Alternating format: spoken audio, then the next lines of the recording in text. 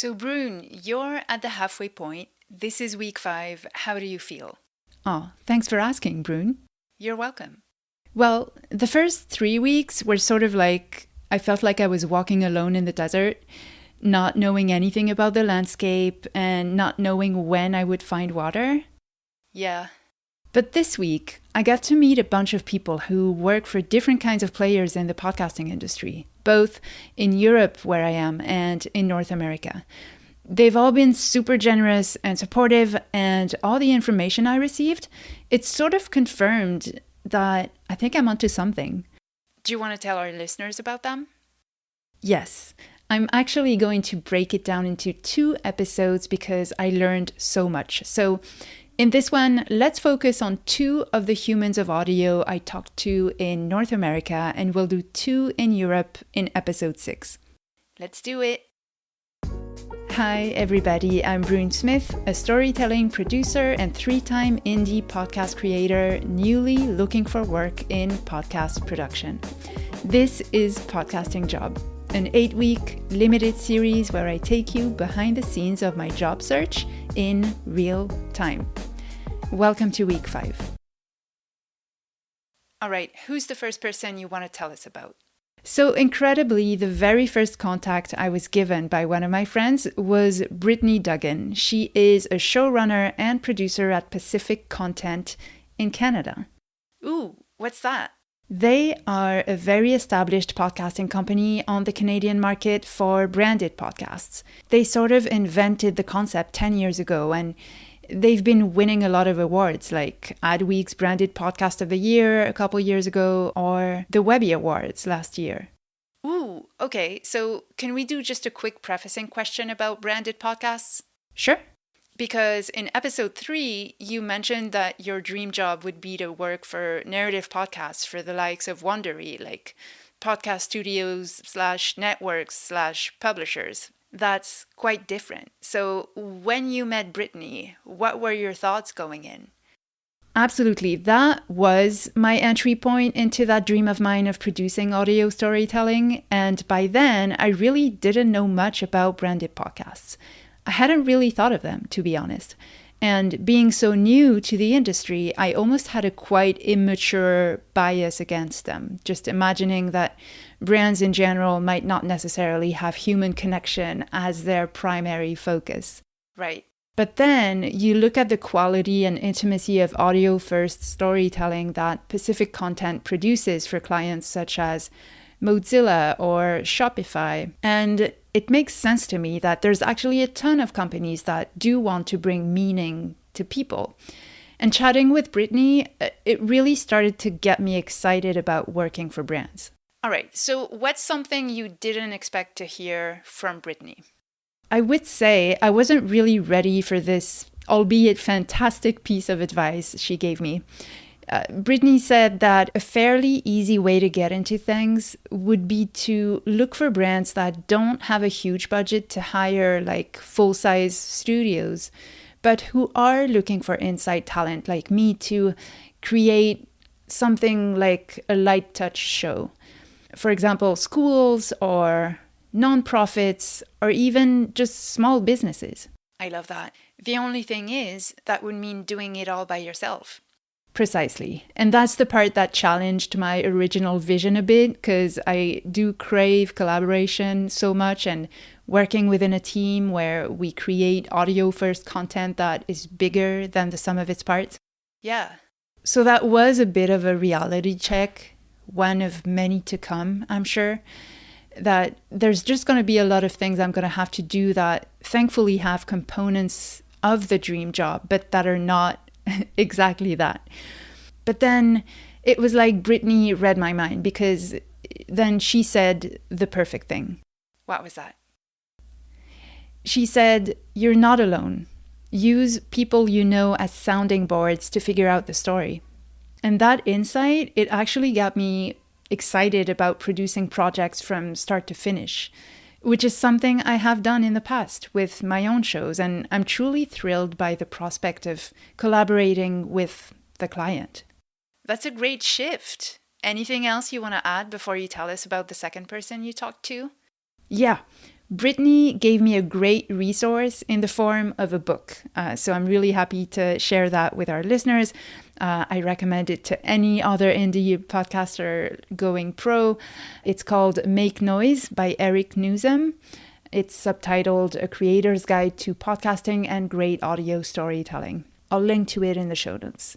Also, be sure to check out pacific-content.com, and thank you so much to Brittany Duggan.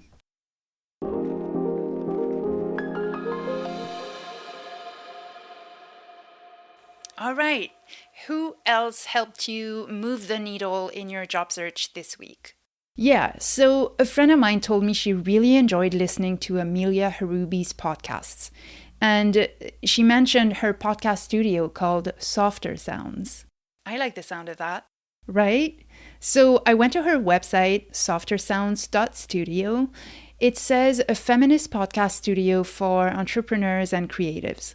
And it instantly gave me a vibe of peacefulness and care meets solid expertise. So I left Amelia a voice note through her contact page, and sure enough, she got back to me and offered to meet and answer my questions. Okay, so what sets Amelia apart in the podcasting industry?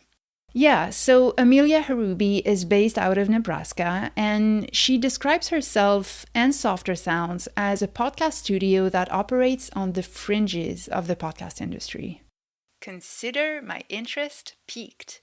Exactly. That immediately got my attention because by then I had learned a lot about the really big challenges facing at least the Anglophone podcast industry. And Amelia said, while the podcast industry has been this very tumultuous place that is sort of growing now out of the crumbling foundations of public radio in the US and surviving this tsunami of Spotify funding that has disappeared over the past year.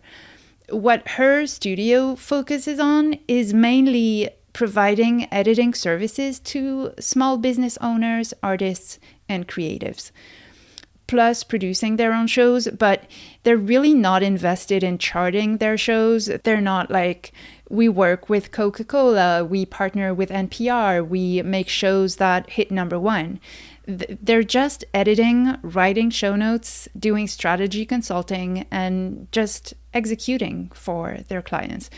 The content of the show is all coming out of the brains of the creators she works for. Well, that must have been a relief that there are many different ways to plug into the industry. Definitely. Any reality check from Amelia? Oh yeah, yes.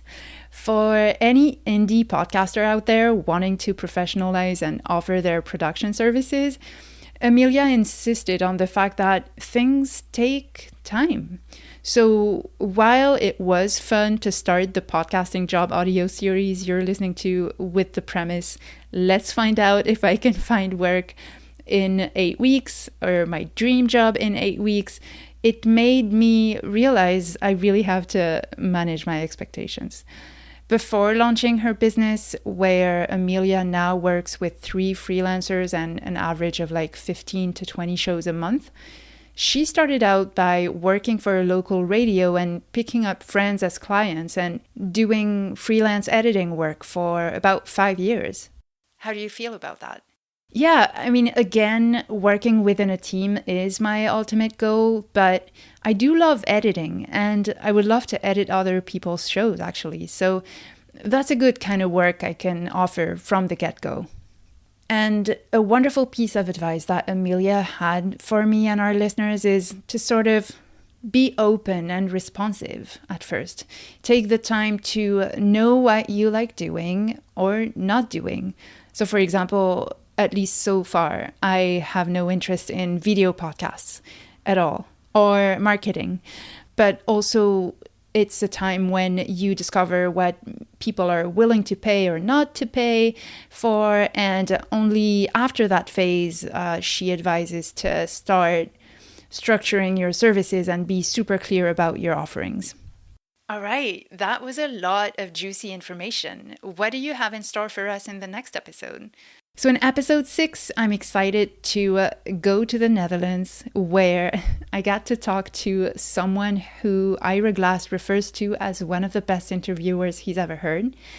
And we'll also go to Belgium, where I reside, and where I met the coordinator of an organization that supports audio makers. Sweet. Talk to you then. Thanks, Brune. Thank you so much for listening. This episode was produced and edited by me, with help from Julia Mermelstein and Mitch Butler. Original concept by Mitch Butler. Special thanks to Brittany Duggan over at Pacific Content, Amelia Hruby of Softer Sounds, Kate Smalley, Erin Rodgers, and Andrew Heron. I hope you got something out of it. Before you go, I would like to kindly ask for your contribution. If you have any piece of advice for me or know anyone in the podcasting industry I could reach out to for help, please email me at podcastingjob@gmail.com. Don't forget to subscribe or follow the podcast wherever you're listening so you don't miss an episode. If you have friends who are creative thinkers of any kind, please share this episode on your socials. It might be of interest to them. Lastly, next time you're on the subway or in line at the grocery store, please think of me and leave a review of this podcast on Apple Podcasts so that others can discover it as well. Thank you so much. I'll see you next time.